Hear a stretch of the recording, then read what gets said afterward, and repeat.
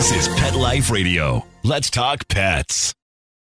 Is your pet stressed out? Does your pet need annual vaccines? Which pet is best for a child? Would you know if your dog was in pain? Pet Life Radio presents The Pet Doctor, where you'll learn everything about keeping your pet healthy and happy. From pet care, pet meds and grooming, to pet food, pet insurance, and dental care, this is the place to find out everything there is to know about pet wellness. Whether you have a dog, cat, reptile, or rabbit, you'll find answers for your pets straight from the vets, because it's your pet. Health matters. Please welcome your Pet Doctor host, veterinary media consultant and veterinarian, Dr. Bernadine Cruz. The inner workings of our pet's bodies, like its nervous system, can appear perplexing and frightening when it doesn't work properly. I like to demystify the body by thinking of it as a collection of commonplace items. The nervous system is like the body's internal computer, a combination of chemical and communication systems. Information about what is happening inside and outside of the body is detected. The information is transmitted to the main processor, the brain, via phone and electric lines, our nerves. Our ability to survive and thrive depends on these messages being sent in a well-ordered and consistent pattern. These processes can be disrupted by breaks in the lines, injuries, hacked by diseases such as viruses, bacteria, abnormal chemical reactions, or tumors. It's possible that the wire may never have been properly configured in the first place, congenital or inherited defects. My guest is an expert in unraveling diseases affecting the pet's neurological system, repairing the damage when possible, or controlling the signs when it's not. Dr. Ali Gorgi is a board-certified veterinary neurologist and neurosurgeon who owns Bright Care Veterinary Hospital in Orange County, California. We'll be right back after the short break. Does your dog itch, scratch, stink, or shed like crazy? Come to Dynovite for help. Order a 90-day supply of Dynovite. Dynovite for life. Pick up 2 tubes of Doggo Suds. Get the 3rd tube free. Peppermint, tea tree, lavender, Doggo Sud shampoo. Made with all-natural coconut, jojoba, aloe. Great for healthy skin and soft, shiny coats. But no itchy, harsh chemicals. Lather up, rinse away. Try Doggo Suds. Buy 2, get 1 free. At Dynovite.com. DINOVITE.com.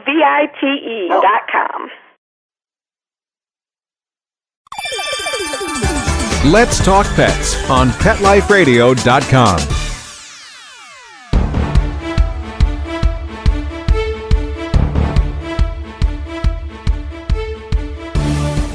Dr. Gorgi, thank you. This is a topic that I think is really important. So many people, whenever there's anything going on with their nervous system, get so nervous. Well, let's start off with dog and cat neurological systems. How similar is it to ours, a human being? Well, that's a question that actually I get on a routine basis from my clients and pet owners too. And fundamentally, the nervous system of most mammals, they have more similarities than differences. So dog and cat nervous system, which includes the brain, the spinal cord, and the peripheral nerves, along with some other, components to it, are, quite similar to our nervous system. Having said that, there are also some noticeable differences. And even amongst our patients, amongst different animals, even between dogs and cats, there are some differences between them too. And what that translates into is, because of that, the types and group of diseases that, each species get, although there are a lot of things in common, but also there could be a lot of differences between them. And one of the examples that we see it quite often clinically is, for example, in dogs, we see much more disease processes that arise from immune system. They're called autoimmune or immune-mediated diseases compared to cats or people, and the list goes on and on. Fascinating, because there are times as I'm trying to explain things, but for instance, strokes. People always want to know, do pets get strokes? And I used to say, not really, and I understand that now they're thinking that, yes, they do. Is that correct? That is actually a very interesting question, and the short answer is yes.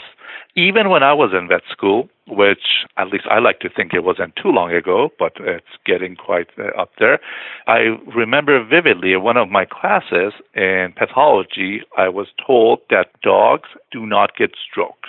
Ah, good. So I was awake when they said that. All right. Exactly, and I was awake too, and initially a lot of times we thought that dogs and cats, they don't get stroke, or it's extremely rare in them. And what really allowed us to identify this a lot more is with the advancement of imaging, which is MRI being readily available in veterinary medicine. And after we started imaging these patients, we realized that strokes do happen a lot more, often than we thought. Still, compared to people, strokes are less common in dogs and in cats, but we see them clinically all the time. And, when we talk about stroke, the types of strokes that, our patients get compared to people could also be a little bit different. For example, in dogs and cats, more often we get ischemic strokes or ischemic infarctions of their brain. In people, aneurysms happen quite commonly, which are, rare in cats. So sometimes it's comparing apples and oranges, the types of strokes, but still strokes happen, commonly, and we see them on clinical basis, all the time in pets. If you could be so kind as to define what is a stroke. You mentioned ischemic and aneurysms, and these may be terms that my listeners aren't familiar with. So stroke is, basically a common term for some sort of vascular accident, some sort of, disturbance in the blood supply, to the brain or to the nervous system, but, for the most part, the brain. And, the difference in that is when we say ischemic stroke, it means lack of blood supply to that part of the brain. So for various reasons, it may be an embolus, maybe a thrombus, something causing a disturbance of blood supply to that part of the brain. And that is the type of stroke that we see more commonly in our patients, The other type of stroke is an aneurysm, which that's, bleeding into the brain or into the nervous system, and they could have various causes going on. And that is the type of, stroke that does happen in our patients, but it's much, much less common. And it's much more common in human patients or primates. What are some of the most common neurological diseases that are affecting the pets that you're seeing? So neurological diseases are a little bit interesting and different than some of the other conditions. And because, sometimes it sounds like real estate, but it's all about location. The location of the problem dictates the clinical signs that, either us as a clinician or the clients could see and the pet is suffering from. So obviously, based on the underlying cause, the onset of the disease, the progression of it, and the outcome could be quite different, but the symptoms are going to be very similar. So I will put them in categories of clinical signs, which is easily recognizable to a pet owner or to the client, and they would include paralysis. That's one of the more common conditions that we see, and it could be hind end paralysis or it could be paralysis of, all four limbs. Another thing which is kind of close by but a little different is weak and wobbly gait, or as we call paresis and ataxia. Again, just a fancier term for weakness and wobbliness.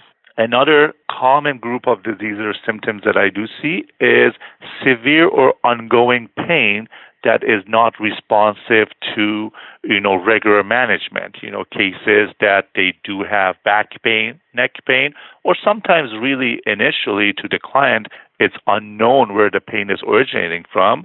And, obviously when you have a painful patient, the first person to go is your, family veterinarian. But sometimes when the pain does not respond normally or, as expected to treatment and becomes a chronic pain or a very severe pain, that those are cases that often present to us for further diagnostics and care. And the other two conditions that we see quite frequently are seizures.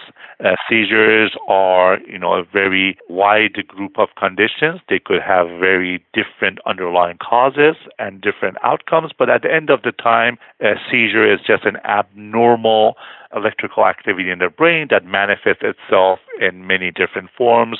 But the most common type of seizures that, at least we recognize and a pet owner recognizes the so-called grand mal or generalized seizure, when the patient has convulsions and the body goes through that process, although seizures could present in many different ways. And it's one of the very, devastating conditions for a pet owner and for the pet alike. And the other, since we're going to talk about 5, most common conditions, the 5th one would be vestibular disease. And, similar to vertigo event in a person, oftentimes it could be a very severe vertigo event. And again, like seizures, vestibular disease is more of a syndrome. It tells you about the symptoms that we see with this condition, and it could have different underlying causes. So it goes back to my initial conversation that with neurological disease, sometimes you see the symptoms, but the symptoms could be from different types of disease processes if they're affecting that location of the brain or spinal cord. And our job is to, based on our exam, pinpoint where the problem is coming from, and then with the additional diagnostics that we can offer, find out what the underlying cause is in order to get the best treatment and the best outcome available.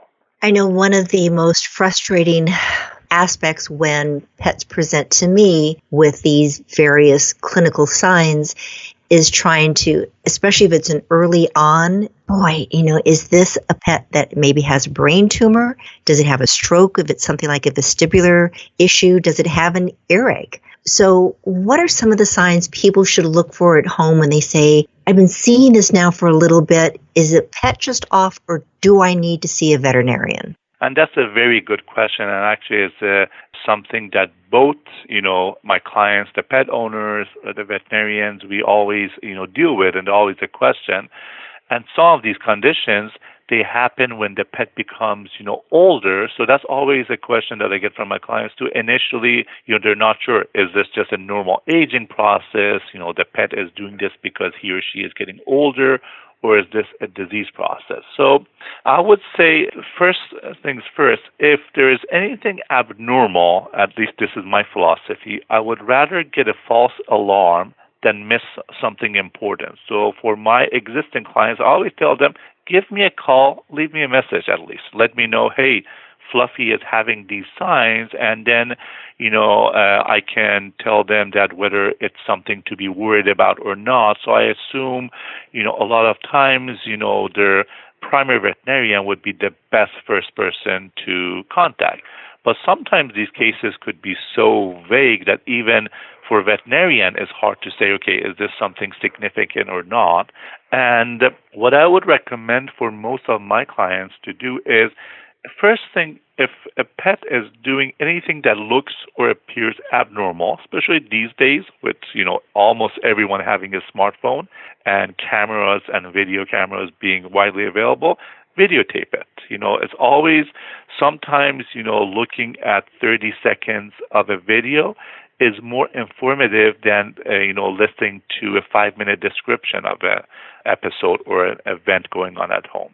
Totally agree with you. They walk through the door, they tell you about it, but to see that picture, it's like, yes, now I understand what you're trying to tell me.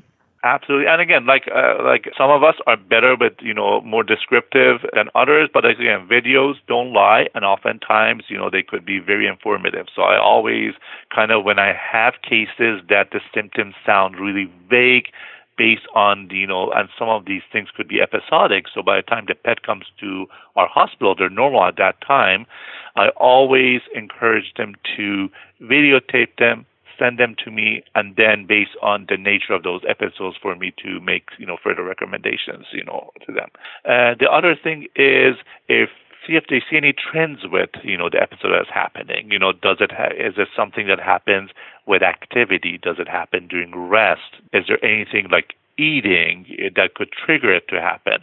Because all these things could be meaningful to the doctor and to try to figure out what type of problem we or the pet may be dealing with. One of probably the most common neurological issues that I see are seizures. And people see this at home, especially if it's the typical, what they think of the typical grand mal, falling over, paddling, pooping, sometimes crying out. It seems to last for, half an hour, and maybe it's just a matter of moments. You were mentioning that seizures are just a burst of spontaneous electrical activity in the brain. I'd really love to have you kind of discuss seizures as to possible causes. Do they always need to be treated? What are seizures? What can people do? Yeah, so seizures are could be one of the most challenging, conditions that we deal with, both medically and emotionally, because, having a pet with seizures is very difficult for, the members of the household too, and it could, be devastating to, the pet owners, the kids in the family or so. So with seizures, as you mentioned, is just kind of an abnormal burst of spontaneous electrical activity in the brain.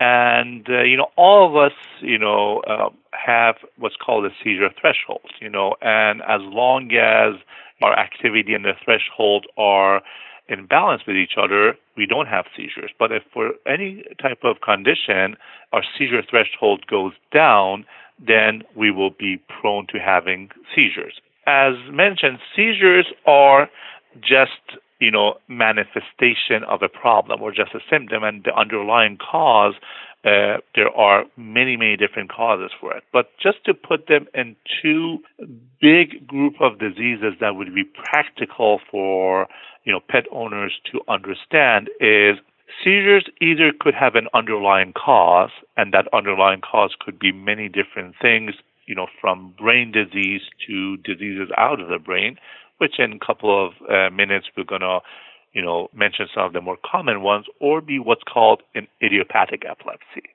Idiopathic epilepsy means, a seizure of unknown origin, which is genetic in origin. So there is no structural abnormality with the brain. What it is, it's an abnormal chemical activity or electrical activity of the brain. And with idiopathic epilepsy, what happens is you don't have an underlying disease to treat. So if the pet needs treatment, it's going to be symptomatic treatment of the seizures with anti-epileptic medications, which fortunately in this day and age, we have many different options. So we definitely try to establish a treatment plan that is appropriate for that dog based on the nature of the seizures and what other condition is going on with the dog. At the end of the day, we have to take everything into consideration. How is the dog's blood work, kidney values, liver values, and so forth. The other, conditions are when there is an underlying reason for the seizures, and when we divide them, we call them either intracranial, meaning diseases that are happening in the brain, and those are the ones that are more straightforward. People at least understand better. Unfortunately, with older pets, we see brain tumors. We see strokes, as we discussed at the start of this conversation, encephalitis or meningitis, just a term for inflammation or infection of the brain, and many more conditions. So those are the conditions that directly affect the brain, and as a consequence of that, the pet could have seizures or other neurological conditions. But the other thing is extracranial causes. Those are diseases out of the brain that they affect the brain, and they could cause seizures. One of the more common things would be what's called a portosystemic shunt, for example. Like in small breed or toy breed dogs, especially younger ones, sometimes they could have an abnormal vessel that bypasses the liver. And as we know, liver, has a job of filtering a lot of the byproducts in the brain. So if some of the abnormal byproducts, which are toxic to the brain, do not get filtered and end up in the bloodstream, they could affect the brain and cause seizures, for example. It's called hepatic encephalopathy, meaning seizure that comes from or brain disease that comes from a liver problem. So that's one of the things we see. Low blood sugar, regardless of the cause, that could be another reason for seizures, and many more that could be the extracranial or the diseases out of the brain that cause the seizures. So when we address a seizure case, we kind of do a comprehensive, workup. First, we do a neurological exam on a dog and see, based on the examination, do we see any hint of any abnormalities with the brain? And if we see some abnormal neurological findings, that's oftentimes indication that there might be a primary brain disease. Then the patient will need a full blood work done, CBC, chemistry, and sometimes additional tests like thyroid panel or, test of liver function. Oftentimes, this is done by the primary veterinarian. The family veterinarian first does the blood work, and then if the blood work is, normal, they get referred to us for further case, and sometimes it's done by us. And then if everything is, unremarkable and doesn't explain the seizures, the next step is to look for primary brain issues. And that's when the MRI to look for, structural brain abnormalities, or a spinal tap, which looks for evidence of encephalitis or meningitis, is done. And the combination of these tests in most cases allow us to either identify the underlying reason for the seizure and treat it to the best of our ability, which many of these conditions are quite treatable or manageable. Or if we rule everything else out and everything is normal, that's, how we can objectively diagnose idiopathic epilepsy. Idiopathic epilepsy, for the most part, is a diagnosis of exclusion, when we exclude all the other findings out. And Dr. Gorgi, I know that people are oftentimes most concerned about their pets being in pain. And I've always said that seizures, we can honestly say, are not painful unless they fall down, hurt themselves, etc. Because we can talk to people who have seizures and say, is the seizure process itself painful? And my response to people has always been, seizures are not painful. Am I correct in that? Yes, you are. So seizures oftentimes are not painful. I would say they're probably more difficult for the people in the household to see it, and it could be quite devastating based on how people with seizures or people with epilepsy they feel. Definitely they could be a phase before the seizure that the patient or the pet could feel abnormal, and for lack of a better term, could feel a little bit awkward or spacey, but the actual seizure episode is not painful for the pet. Great. I've been speaking right now with Dr. Ali Gorgi. He is a board-certified veterinary neurologist and neurosurgeon and owner of Bright Care Veterinary Hospital in Orange County, California. We'll be right back after the short break to talk about more things going on with our pet's neurological system. Please have a seat in the waiting room. The doctor will be with you shortly, right after these messages.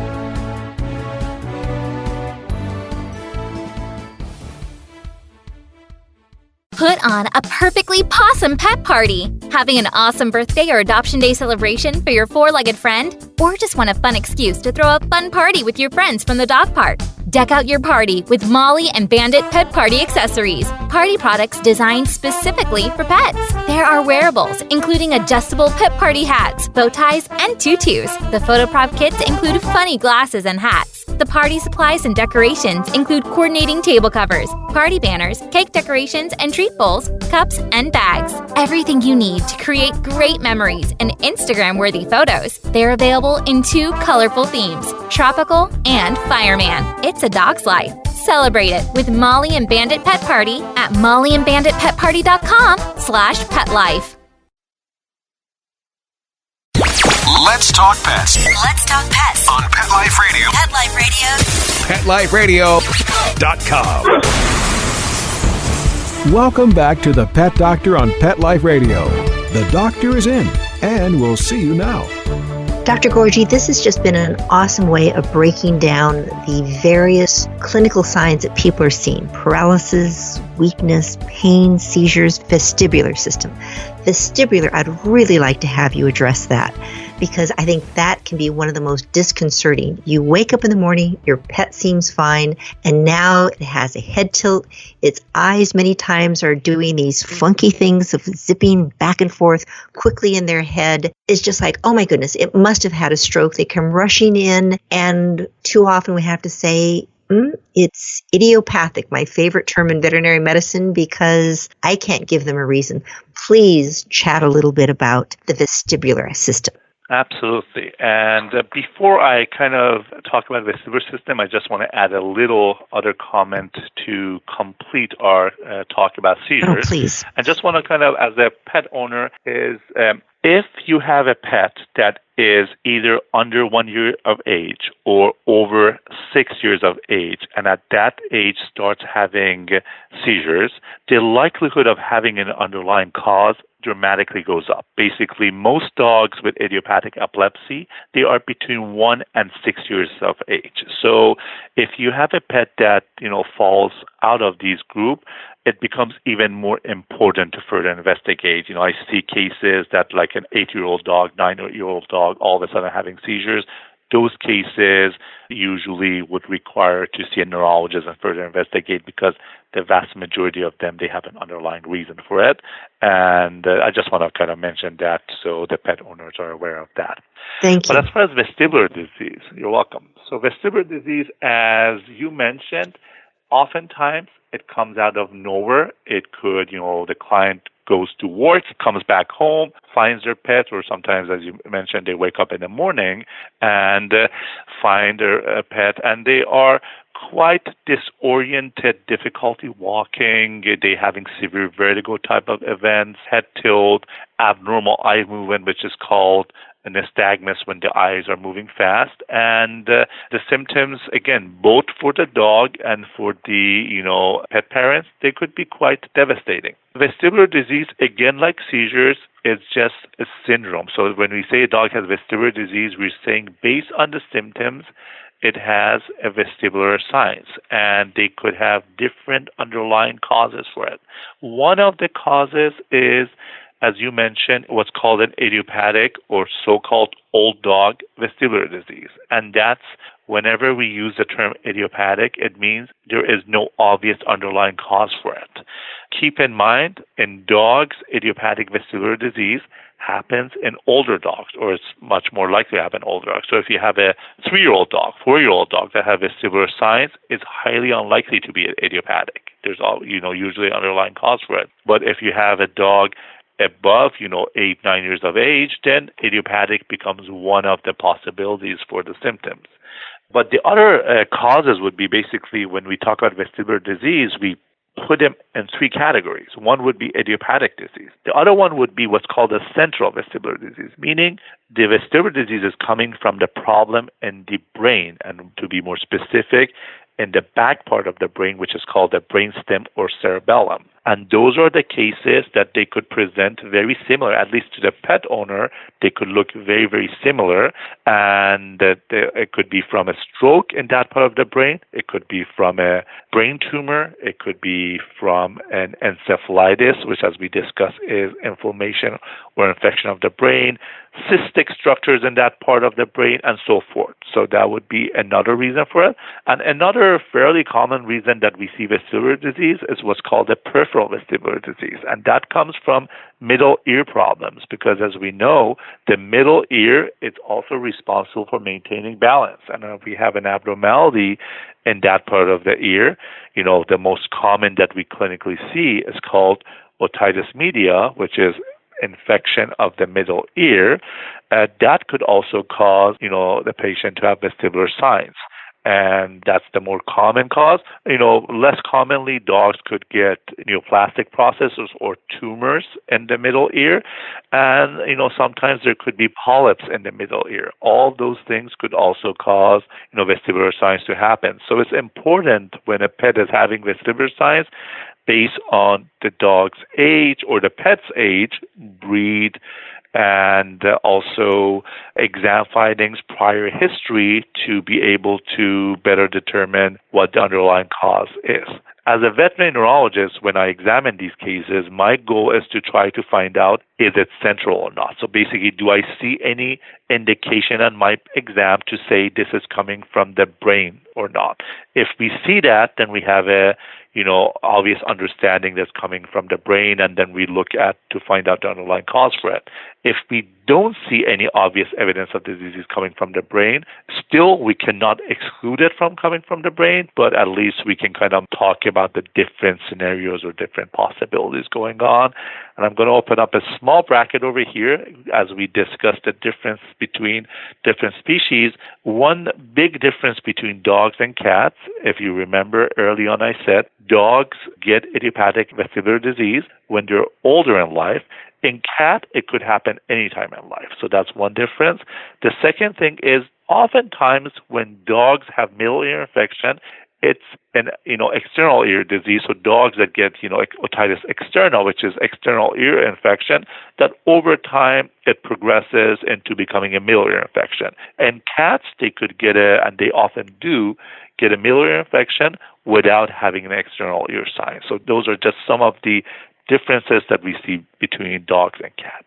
I know one of the issues that I've seen between dogs and cats, there have been times, we clean dogs' ears all the time. They get ear infections, they get material in their ears, and they shake their head afterwards and they're fine. But there have been times I've cleaned a cat's ears and all of a sudden I finish and they end up with a head tilt and the stagmus, the eyes darting one way to the other very quickly. And it's like, oh my goodness, now I need to explain to the client that it was a idiopathic reaction to ear cleaning and give it some time and it will resolve. But it's very disconcerting for all parties involved.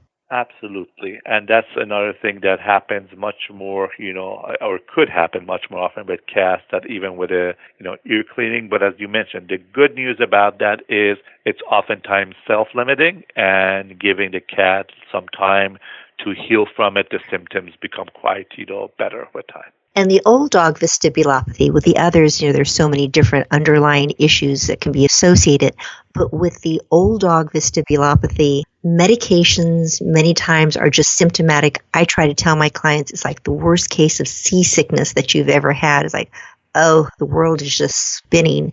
And the dog many times just wants to lay against the wall and just not move. And sometimes they're left with a permanent little bit of a head tilt and looking rather coquettish. Absolutely. And that's exactly what I explain. I always say this dog is having a massive motion sickness. It's probably the worst motion sickness that you've seen. And treatment, because there's no obvious underlying cause, there's no definitive treatment for it, but the management and treatment of the case is on supportive care and trying to minimize the symptoms. A lot of times they're very disoriented. For lack of a better term, the entire world is spinning around their head. And sometimes they have such a severe motion sickness that the client, initially they see vomiting. And so the treatment is to decrease the motion sickness, which we give them anti-motion sickness medication, sometimes sedatives to help them out. And we treat the symptoms. The idiopathic vestibular disease is self-limiting. Usually in a matter of few days, they feel a lot better. As you mentioned, the head tilt is oftentimes one of the later things to go away. And in a small group of cases, they could always have a small residual head tilt that does not 100% go back to normal, but oftentimes it gets a lot better. So if there's ever a case that has a tentative diagnosis of idiopathic vestibular disease, but after a few days, the pet owner or the vet sees that the pet is not getting better, the symptoms are continuing to happen or getting worse, or they see a lot of waxing and waning of the signs, that should always be a red flag that maybe this pet is not suffering from idiopathic vestibular disease and there might be another underlying disease that warrants further care. Dr. Gorgie, we're talking about older dogs having this vestibular issue. I know one of the things I see a lot with older dogs in particular, people come in saying, I think my dog has gone deaf. It's just not hearing, or it seems to have very specific ranges in which it can hear. It's kind of like I always say, it's having, a married couple, they've known each other for 40 years and he just can't seem to hear his wife's voice, but boy can hear the refrigerator open and getting dinner out and getting it prepared. Dogs do often have deafness issues. What are some of the causes? What are some of the treatments that are possible? Yeah, that's actually another fairly common question that I do get, since in veterinary medicine we don't have really an audiologist. So one of the, basically for deafness, usually they present to a neurologist. And in veterinary medicine, obviously, because of our patients and the way you can do, there is no hearing test the way we know it in people. Basically, there is no test to be able to objectively evaluate their hearing and say, for example, this pet has 30% hearing in this ear and this percentage hearing in that ear. So there's no test clinically to do. There is a hearing test called, BAER, but that test is not really helpful for a patient that is showing decreased hearing because it's an all or none test. The test itself just says if the dog has any hearing or the dog doesn't have any hearing and in which ear it is. So usually the test is reserved for, litter of puppies, especially breeds like Dalmatians or so, which is important to see if they have congenital deafness, or patients that, the client is not sure, are they completely deaf or are they deaf in one ear? Again, that test we do, it's, since our patients cannot respond to us, we have to look at how the brainstem kind of gets affected by the testing of the hearing. So it's called like BAER, which stands for brainstem auditory evoked response. It's a test that we do, but in many cases of older dogs that are hard of hearing, this test is not helpful. And although the clients come here to do it, I usually kind of discuss it that it's really not going to help with the clinical outcome or treatment of the pet. But hearing loss, to put it in two big group of conditions, it's either coming from damage to the nerve or the nerves in the inner ear, which is called sensorineural hearing loss or deafness, or the other group is called conductive deafness. That's the deafness that comes from something affecting the conduction of the sound in the ear. One example is if the dog has severe otitis media, the dog has a lot of fluid behind the eardrum, or if the dog has some sort of pathology with the eardrums, that could also cause, deafness or decreased hearing.